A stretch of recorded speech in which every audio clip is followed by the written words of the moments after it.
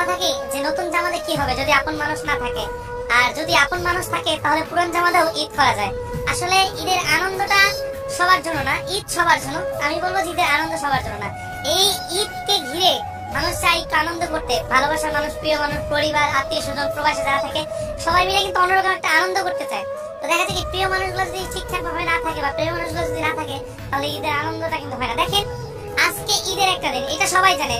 যার মন খারাপ সেও জানে আজকে ঈদের একটা দিন, যার মন ভালো সেও জানে আজকে একটা দিন। এইখানে কিন্তু অনেক মানুষ ঘুরতে আসছে, সবার ভিতরে কিন্তু একটা না পাওয়া আফসোস কিন্তু অবশ্যই আছে। কিন্তু দেখেন যে সে আগের মতো সেই আনন্দটা নাই, কারণ হই হুল্লোড়, আমরা এখন বড় হয়ে গেছি। এই ঈদের কেনাকাটা কিছুই কিনতে পাইনি, কারণ কি যে প্রিয় মানুষের সাথে যোগাযোগ নেই, কার সাথে ঘুরবো, নতুন জামা কিনে কাকে দেখাবো। হয়তো ঈদের আনন্দটা সে আগের মতো নাই, কারণ আমরা এটা জানি। দেখেন সবার কাছে কম বেশি টাকা থাকে, আমার কাছে যথেষ্ট টাকা ছিল, কিন্তু কেনাকাটার মধ্যেও সেই ইচ্ছা বা সেই মনে যে একটা আনন্দ থাকে সেটা ছিল না।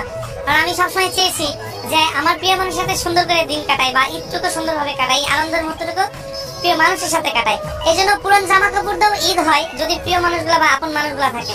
তো এই জন্য আমার মতো অনেক মানুষই আছে যারা কিনা না এই যে কেনাকাটা করতে গিয়েও না কেনাকাটা করতে পারেনি, কারণ তারা চাইছে যে প্রিয় মানুষের সাথে আমার ঝগড়া বা বিচ্ছেদ হয়েছে, বা আমি এই ঈদের আনন্দটা কার সাথে ভাগাভাগি করবো, এই জিনিসের কথা চিন্তা করে না যে ঈদের কেনাকাটা, ঈদের আনন্দটা হচ্ছে না। তবে ঈদ সবার জন্য, ঈদের আনন্দ সবাই ভাগাভাগি করতে চাই।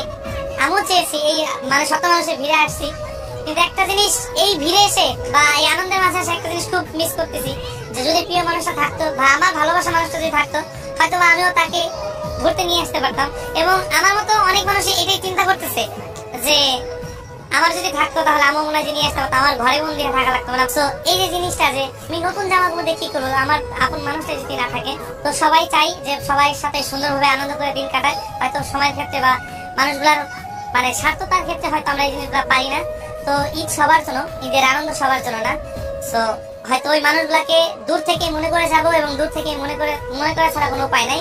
যেখানে থাকুক ভালো থাকুক, হয়তো কষ্ট হচ্ছে তবু সময় চলে যাবে। একটা সময় আমিও দাঁড়িয়ে বলবো যে আমি ঈদ পেয়েছি, তার জন্য আমি ঈদের আনন্দ করতে পারিনি।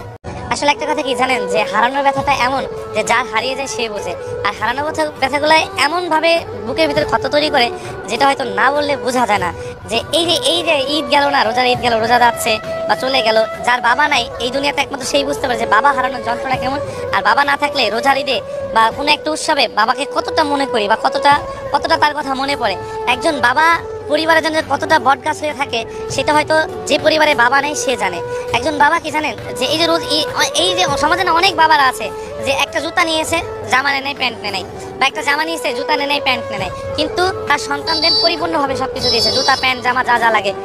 এমনও সন্তান আছে 2-3 সেট করে জামা নিয়েছে, এমনও স্ত্রী আছে যে শাড়ি নিয়েছে, সবকিছু যা যা লাগে। বাবাদের দেখবেন কি আলমারি ভর্তি জামা হয় না, কিন্তু মায়েদের আলমারি ভর্তি জামা হয় বা কাপড় থাকে। কারণ কি জানেন, ওই বাবারা তার আলমারি বানিয়ে দেয় যে আমি সারাদিন পরিশ্রম করবো, আমি কষ্ট করব, আমি কষ্ট করে আমার পরিবার, আমার সন্তান, আমার স্ত্রী, আমি তাদেরকে ভালো রাখবো। এই জন্য দেখবেন কি যে একজন বাবার জুতা ছিঁড়া থাকে, জামা ছিঁড়া থাকে। একজন বাবা অনেক দিন রাত পরিশ্রম করে, রক্তকে পানি করে তার পরিবার, তার সন্তানকে ভালো রাখার চেষ্টা করে। আমরা আসলে মুখে মুখে বলি যে আসলে বাবাই কত কষ্ট করে, কিন্তু বাবার জায়গায় যখন দাঁড়াবো না তখন বোঝা যায় যে চিন্তা করলে অনেক সময় দেখা যায় কি আমরা বাবা আমার সাথে রাগারাগি করি, এটা দাও না কেন, সেটা দাও না কেন। কিন্তু দেখবেন কি যে এই যে রোজার মাস গেল না, যত দিন যাচ্ছে তত বাবার টেনশন বেড়ে যাচ্ছে, যে 20 রোজা পার হচ্ছে, আমার ছেলে সন্তানদের শপিং করে দিতে হবে, আমার সংসারের জন্য বাজার করতে হবে, আমার স্ত্রীকে দিতে হবে, আমার আত্মীয় স্বজনকে দিতে হবে।